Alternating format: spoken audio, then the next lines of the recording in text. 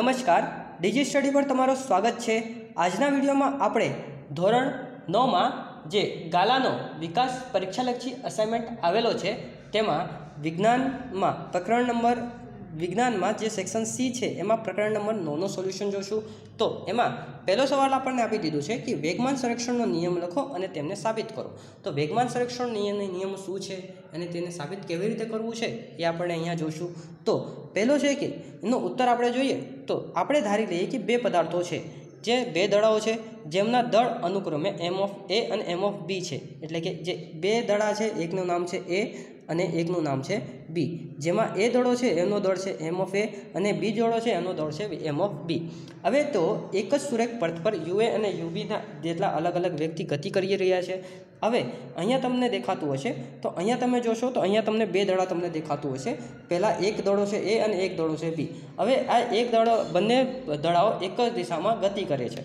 हवे जे ए दड़ो छे एनो जे दळ छे ए छे एम ऑफ ए अने बी दड़ो छे एनो दळ छे एम ऑफ बी।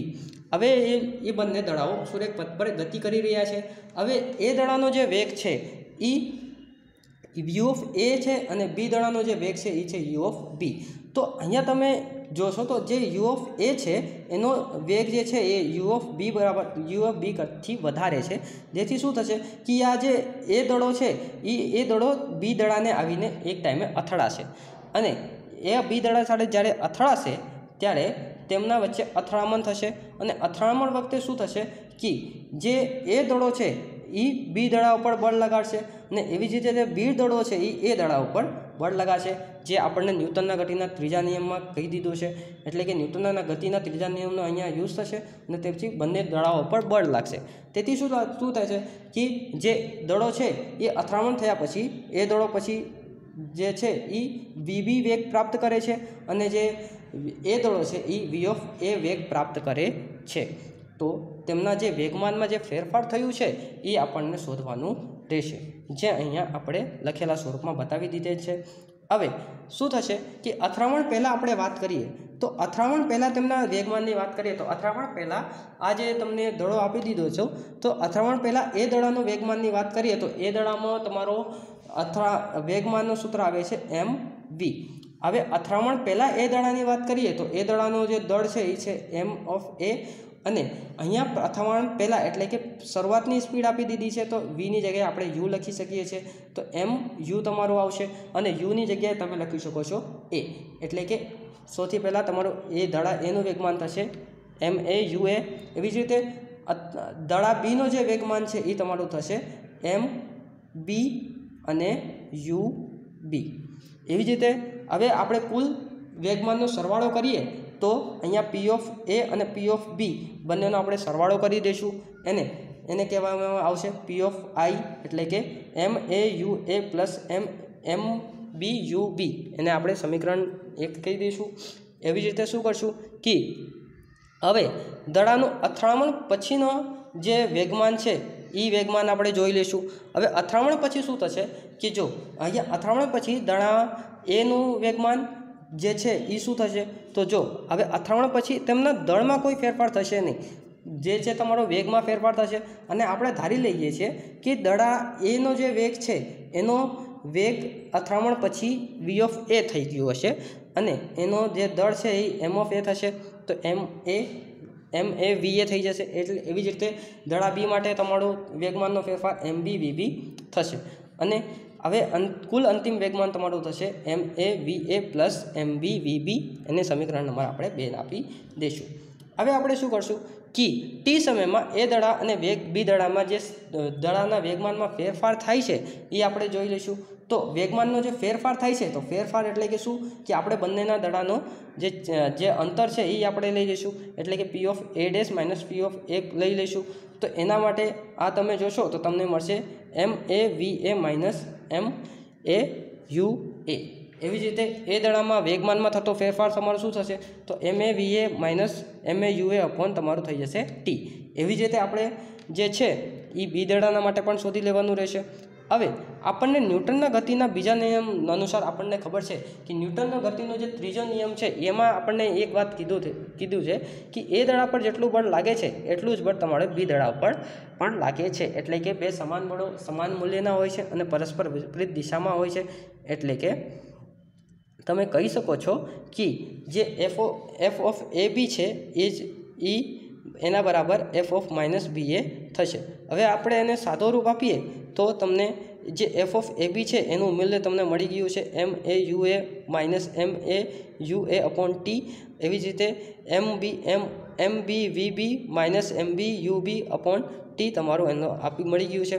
હવે તમે અહીંયા જોશો તો અહીંયા જે તમારો ટી છે, ટી અને ટી તમારો થઈ જશે કેન્સલ, ખાલી વધશે તમારું એમ એ વી એ માઇનસ એમ એ યુ એ બરાબર એમ બી યુ બી બરાબર એમ બી યુ વી બી। એવી જ રીતે આ તમે જોશો તો એમ એ જે તમારો અનુકૂળ પ્રારંભિક વેગમાન જે તમારો છે અહીંયા દડા એનો કુલ વેગમાન અને અહીંયા જે દડા બીનો કુલ પ્રારંભિક વેગમાન છે એ તમારો બંનેનો વેગમાન તમે સરખાવી દેશો તમારું એ સમાન આવશે। આથી આપણે કહી શકીએ છીએ કે જ્યારે દડાઓ કોઈ પણ બાહ્ય બળ લાગતું ન હોય તે દરમિયાન કુલ વેગમાન બદલાતું નથી, એટલે કે તેમના વેગમાનનું સંરક્ષણ થાય છે। અને આ આદર્શ સંઘાતના પ્રયોગના પરિણામ સ્વરૂપે આપણે કહી શકીએ છીએ કે જ્યારે બાહ્ય અસંતુલિત બળ ન લાગતું હોય ત્યારે બે વસ્તુ અથડામણ પહેલાં જેટલો વેગમાનનો સરવાળો અથડામણ બાદ પણ વેગમાનનો સરવાળો એટલો જ થશે, એટલે કે વેગમાનનો ના તો નાશ થાય છે ના તો વેગમાનનો ઉત્પન્ન થાય છે, વેગમાન અચળ જ રહે છે, તેને આપણે વેગમાન સંરક્ષણનો નિયમ કહેવામાં આવે છે। તો આથી આપણે વેગમાન સંરક્ષણના નિયમની વ્યાખ્યા કરી શકીએ છીએ કે બાહ્ય અસંતુલિત બળની ગેરહાજરીમાં બે પદાર્થોની આંતરક્રિયા દરમિયાન અથડામણની ઘટનામાં બે પદાર્થોનું કુલ વેગમાન જે છે એ અચળ રહે છે અને તેને વેગમાન સંરક્ષણનો નિયમ કહેવામાં આવે છે। એવી જ રીતે બીજો સવાલ છે કે ન્યૂટનનો ગતિનો બીજો નિયમ લખો અને એફ ઇઝ ઇક્વલ ટુ એમ એ તમને તારવાનો રહેશે। તો ન્યૂટનની ગતિનો બીજો નિયમ શું છે એ પહેલાં જોઈ લઈએ।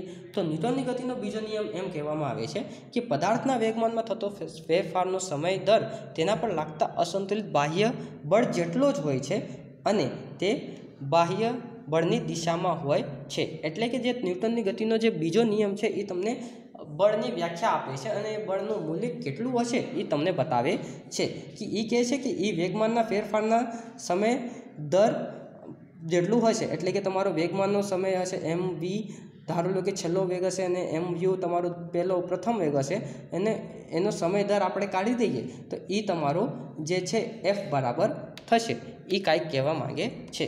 તો અહીંયા તમને એફ ઇઝ ઇક્વલ ટુ એમ એ આ સૂત્ર આપણને તારવાનું રહેશે।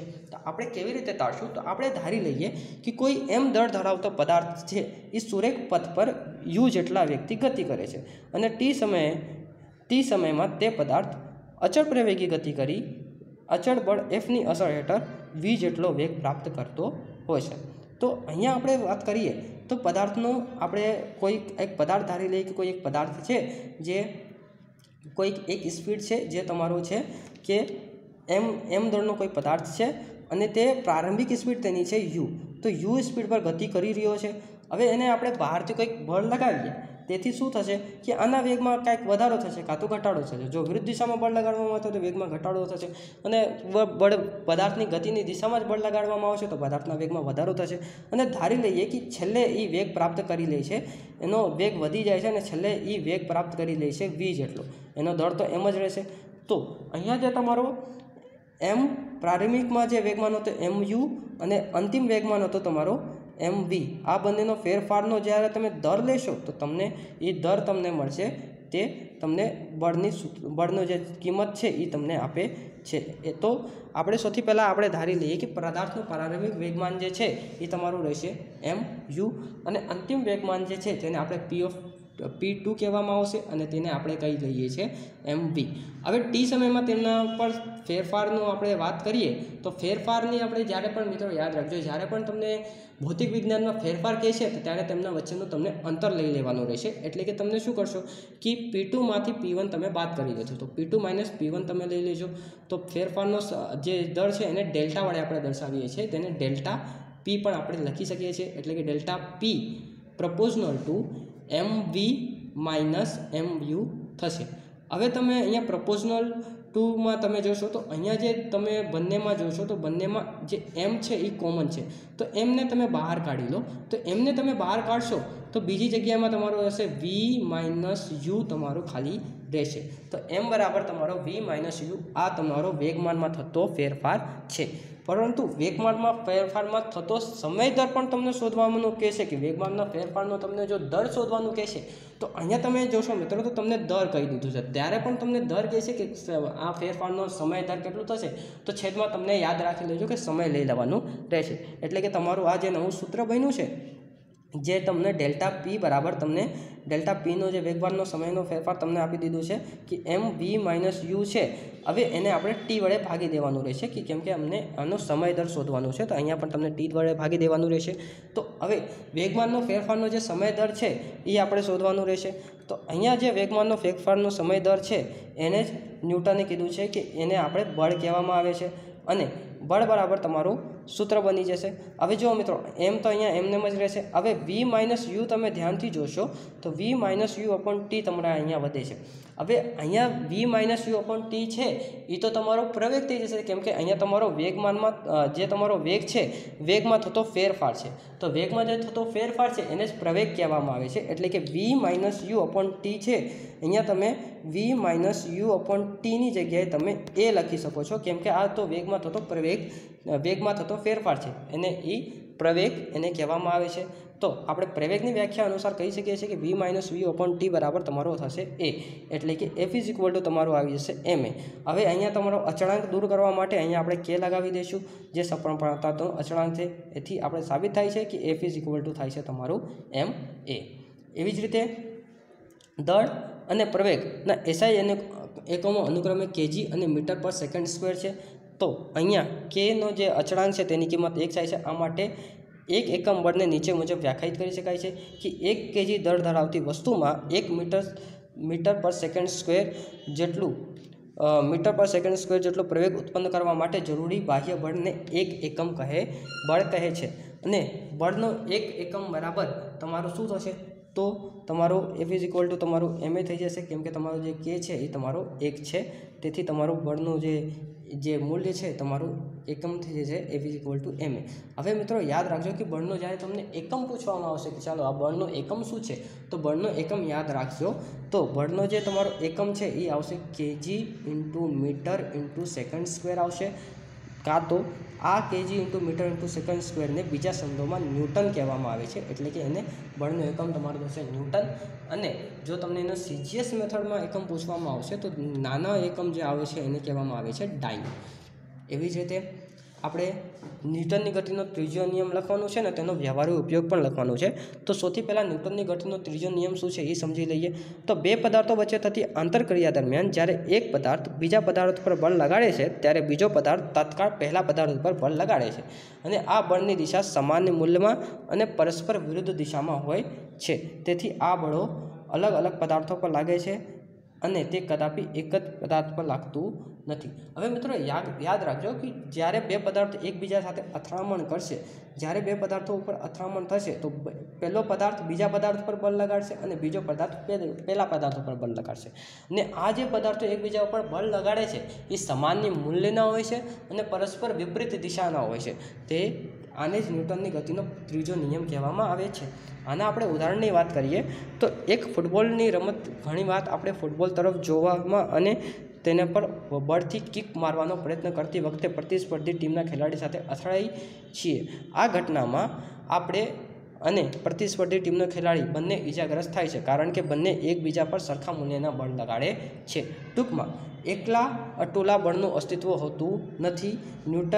ન્યૂટનનો જે આ ત્રીજો નિયમ છે એ બળ હંમેશા જોડમાં હોય છે એ તમને કહેવા માંગે છે.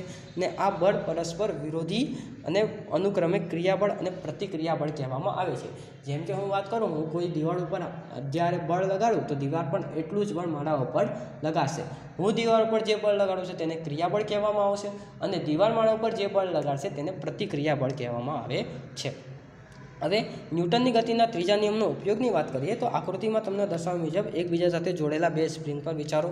તો સ્પ્રિંગ બી નો એક છેડો દિવાલ જેવા દ્રઢ આધાર સાથે જડિત કરેલ છે, તેથી તે સ્થિર છે. અને સ્પ્રિંગ બીનો એક છેડો બેલેન્સ એના બીજા છેડા સાથે બાંધેલો છે. હવે સ્પ્રિંગના બેલેન્સ એક મુક્ત છેડા પાસે બળ લગાડવામાં આવે ત્યારે તમે જોઈ શકો છો કે બંને સ્પ્રિંગ બેલેન્સ તેમના સ્કેલ પર એક સરખું અવલોકન દર્શાવશે. એટલે કે જ્યારે તમે અહીંયાથી ખેંચશો તો જ્યાં તમારું એ પર અવલોકન દેખાશે એટલું જ અવલોકન તમને બી ઉપર પણ દેખાશે. તેથી સાબિત થાય છે કે જે બળ છે એ તમે જેટલું લગાડો છો એટલું જ બળ દિવાલ પણ તમારા ઉપર બળ લગાડશે.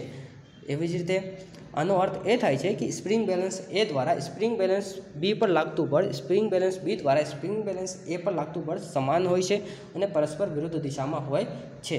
સ્પ્રિંગ બેલેન્સ એ દ્વારા સ્પ્રિંગ બેલેન્સ બી પર લગાડેલ બળને ક્રિયાબળ, જ્યારે સ્પ્રિંગ બેલેન્સ બી દ્વારા સ્પ્રિંગ બેલેન્સ એ પર લગાડેલ બળને પ્રતિક્રિયાબળ કહેવામાં આવે. આ પછીનો નેક્સ્ટ સવાલ આપણને આપી દીધો છે કે નીચેના પૈકી કોનું જડત્વ વધુ છે? તો એ રબરનો દડો અને તેટલા જ પરિમાણવાળો પથ્થર, બી સાયકલ અને ટ્રેન, અને સી 5 રૂપિયાવાળો સિક્કો અને 1 રૂપિયાનો સિક્કો. તો હવે તમે યાદ રાખજો કે કોઈપણ પદાર્થનું દ્રવ્યમાન તેના જડત્વનું માપ હોય છે અને આપેલ જુદા જુદા પદાર્થો જે પદાર્થનું દળ વધુ હોય તેનું જડત્વ પણ વધુ હશે. એટલે કે કોઈપણ જે પદાર્થનું જડત્વ વધારે હશે એ જ પદાર્થનું દળ વધારે હશે એ જ પદાર્થનું જડત્વ પણ વધારે હશે. તો અહીંયા તમે જોશો તો સૌથી રબરનો દડો અને તેટલા જ પરિમાણવાળો પથ્થર લેશો તો એમાં જે પથ્થર છે એનો જે જડત્વ છે એ વધુ રહેશે. એવી જ રીતે સાયકલ અને ટ્રેનની વાત કરીએ તો સાયકલ અને ટ્રેનમાં ટ્રેનનો જે દળ છે એ વધારે છે, તેથી ટ્રેનનો જે જડત્વ પણ છે એ પણ વધારે રહેશે. એવી જ રીતે 5 રૂપિયાના સિક્કા અને 1 રૂપિયાના સિક્કામાં 5 રૂપિયાના સિક્કાનો દળ વધારે છે, તેથી 5 રૂપિયાનો સિક્કાનો જડત્વ પણ વધારે રહેશે. એવી જ રીતે 5મા નંબરનો સવાલ છે કે બસની છત પર મૂકેલ સામાનને દોરડા વડે કેમ બાંધવામાં આવે છે? તો બસની છત પર મૂકેલ સામાનને દોરડા વડે બાંધવામાં ન આવે તો નીચેની 3 પરિસ્થિતિઓ તમે જોઈ શકો છો. તો પહેલી પરિસ્થિતિ શું થઈ શકે છે કે જો સ્થિર બસ અચાનક ઝડપથી ગતિમાં આવે તો સામાન પણ જડત્વના ગુણધર્મને લીધે તેના મૂળ અવસ્થામાં થતા ફેરફારનો વિરોધ કરશે અને સામાન પાછળની તરફ ધકેલાઈ જવાને કારણે નીચે પડી જશે. અથવા તો બીજું શું થઈ શકે છે કે જો બસ સુરેખ પથ પર અચળ વેગથી ગતિ કરતી હોય તો જો ડ્રાઈવર તે અચાનકમાં બ્રેક મારી દે, બ્રેક લગાડશે તો બસ સ્થિર અવસ્થામાં આવી જશે, પરંતુ જે સામાન છે એ તો ગતિ અવસ્થામાં રહેશે. જડત્વના ગુણધર્મને કારણે એ પોતાનો ગતિ સાચવવાની પ્રયત્ન કરશે. તેથી શું થશે કે જે તમારો જે અહીંયા જે સામાન છે એ આગળની તરફ નીચે પડી જશે. એવી જ રીતે જે ત્રીજો છે કે જો બસ સુરેખ પથ પર ગતિ કરતી હોય અને ડ્રાઈવર તેના વળાંક પાસે બસને તીવ્ર ઝડપથી વળાંક આપે તો જડત્વના ગુણધર્મને કારણે સામાન મૂળ અવસ્થાથી સરકી તે નીચે પડી જશે. આમ ઉપરની ત્રણેય પરિસ્થિતિની ચર્ચા પરથી સ્પષ્ટ છે કે બસ પર છત પર મૂકેલ સામાનને દોરડા વડે બાંધવું જોઈએ છે. એવી જ રીતે હવે આપણે 6થા નંબરનો સવાલ જોઈએ. તો 6થા નંબરનો સવાલ આમ આપી દીધો છે કે 500 ગ્રામ દળ ધરાવતી હથોડી 50 મીટર × સેકન્ડ ઇન્વર્સના વેગથી એક ખીલી સાથે અથડાય છે. ખીલી 0.01 સેકન્ડના ટૂંકા સમયગાળામાં હથોડીને અટકાવી દેતી હોય છે. તો હથોડી પર ખીલી દ્વારા લાગતું બળ કેટલું હશે એ તમને શોધવાનું રહેશે. તો અહીંયા તમારો ટી તમને આપી દીધો છે. અહીંયા ટી બરાબર તમને આપી દીધો છે 0.01 સેકન્ડ અને તમારો દળ આપી દીધો છે કે 500 ગ્રામ છે. હવે 500 ગ્રામને આપણે ગ્રામમાં ફેરવી દઈએ તો 1 ગ્રામ બરાબર આપણને 1 કિલોગ્રામ બરાબર આપણને ખબર છે કે 1000 ગ્રામ થાય છે. તો હવે આને કિલોગ્રામમાં ફેરવવું હોય 500 ગ્રામને તો તમે અહીંયા આને કિલોગ્રામમાં ફેરવશો તો તમારો આવશે 0.5 કિલોગ્રામ અને તમને તેનું પ્રારંભિક જે વેગ છે એ પણ હથોડીનો વેગ તમને 50 મીટર × સેકન્ડ ઇન્વર્સ એટલે કે મીટર પર સેકન્ડ આપી દીધો છે અને જે તમારો અંતિમ વેગ છે એ તમારો રહેશે 0.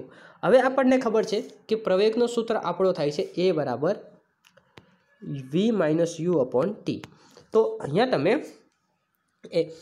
યુની કિંમત પ્રારંભિક વેગ તમારો રહેશે 50 અને વીની કિંમત જે છે એ તમારો રહેશે 0 એટલે કે 0 - 50 અને ટીનો કિંમત તમારો આવશે 0.01 સેકન્ડ.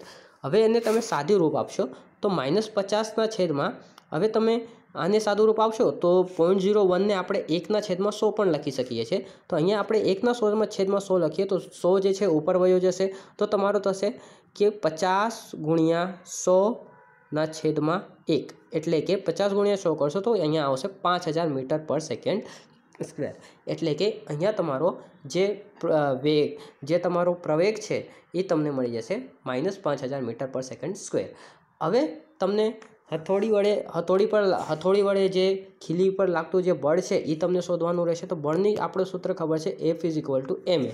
હવે એમ જે છે એ તમારો જે દળ છે એ છે, તો અહીંયા જે દળ છે તમને આપી દીધું છે 0.5 kg અને તમારો એ આપી દીધું છે તમને 5000. તો હવે 5000 અને 0.5નો તમે ગુણાકાર કરશો તો જો અહીંયા તો સૌથી પહેલાં એને સાદું રૂપ તમે આપી દો તો 5/10 તમારું થઈ જશે 10. હવે 5/10 તમારું 10 થાય છે તો 5/10ને આપણે સાદું રૂપ આપી દઈએ તો 5/10 ગુણ્યા તમે અહીંયા કરશો 5000. તો 5000નો સાદું રૂપ આપશો તો 5 5 કેન્સલ થઈ જશે અને 5 × 5 કરશો તો 25 થશે. તો 2500 તમારો ન્યૂટન બળ લાગશે, એ પણ માઇનસ.